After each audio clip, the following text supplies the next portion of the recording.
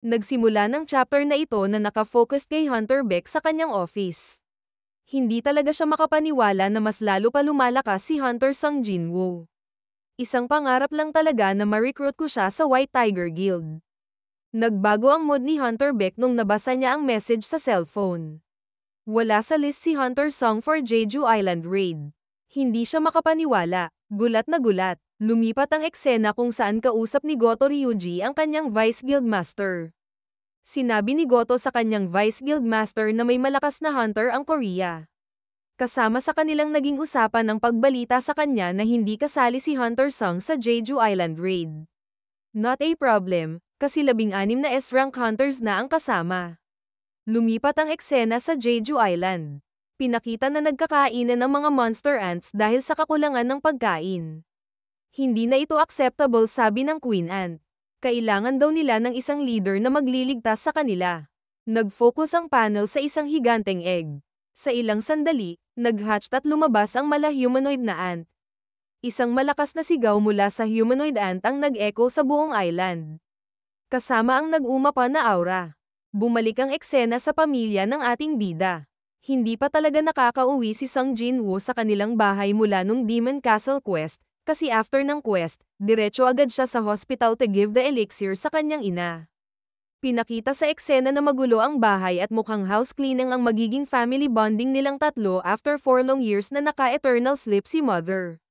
Masayang masaya ang ating bida sa situation na ito. While cleaning, na-open ang topic sa kanyang dad, if umuwi ba daw siya while she was sleeping. Unfortunately, hindi, sagot ng ating bida. Meanwhile, nagkaroon ng press conference tungkol sa Jeju Island Raid. Pinakita ang naging evolution ng ants from 2 years ago. Sobrang bilis ng kanilang evolution. To the point na nagkaroon pa sila ng ability to fly dahil sa kanilang development.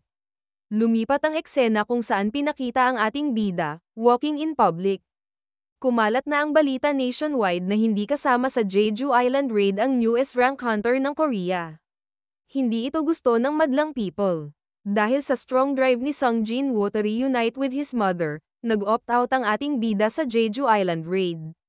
Nakatanggap ng tawag ang ating bida mula kay Jinho, para ma-showcase ang new place niya na magiging guild office nila ni Sung Jinwoo. Mention din ni Jinho na may naghahanap kay Hunter Sung na foreigner, sabay abot ng card. Biglang na-alarm ang ating bida, kaya need niya agad umalis. Immediately ginamit niya ang Shadow Exchange skill, ikinagulat ni Jinho.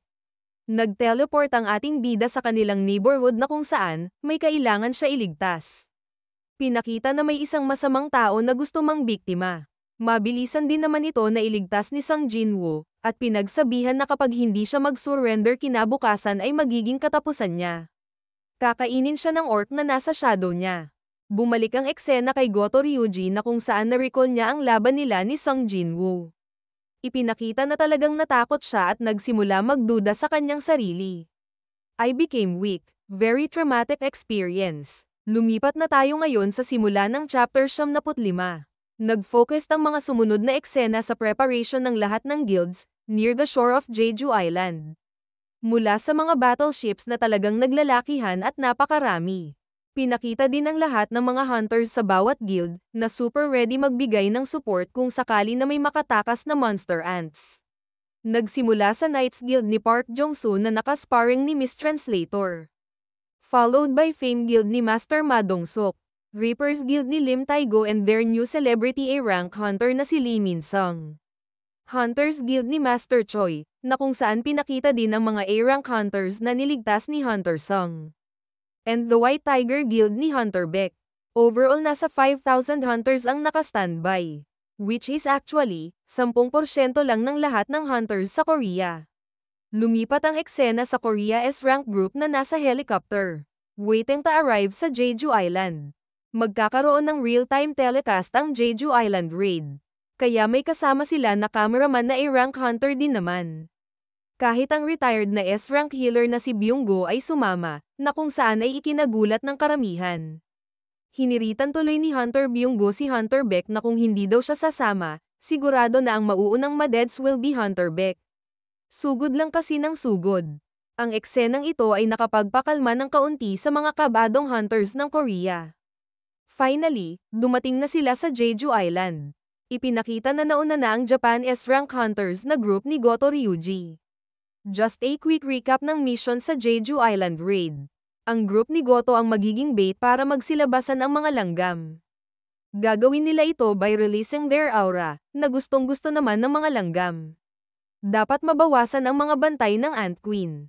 Dahil dito, magiging magandang opportunity ito for the Korea S-Rank Hunters to kill the Ant Queen. Sa isang iglap ay nagsimula na ang group ni Goto. After ng final check, nagbigay na ng signal si Goto, na release it now. At ganun na nga, lahat ng S-Rank Hunters ng Japan ay nag-release ng matinding aura, mula sa kani-kanilang location. Hindi rin nagpalipan ng panahon ang mga winged ants at talagang mabilis din silang nagsilabasan, para mag-hunt kung saan nanggaling yung malakas na aura. Kasama din sa inatake ng mga winged ants ang helicopter ng Korea S-Rank Hunters. Dito ay lumabas si Hunter Choi, super cool and confident. Nagpakawala agad siya ng fire spears. Subalit, wala ito naging epekto sa mga winged ants. As expected, wika ni Hunter Choi. Dahil dito, nag-level up ang apoy na pinakawalan niya. Mukhang nasa level ng A-rank dungeons ang mga winged ants. Kaya kailangan mas malakas na firepower para matalo sila. Mauna na muna ako sa inyo, balitaan ko kayo kapag okay na kayong bumaba. Wait for my signal, wika ni Hunter Choi. Pinakita na nag-aalala si Hunter Madong-sok kay Hunter Choi. Don't worry naman daw, sabi ni Hunter Cho. Kasi, mas ginaganahan daw si Hunter Choi kapag mas madaming kalaban. The more the better ang trip ni Hunter Choi sa laban.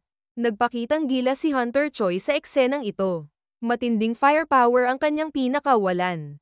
Halos walang nakalapit sa kanya, napulbos ang mga langgam. Hindi nagtagal at nalinis na niya ang mga langgam, kaya cleared na daw bumaba.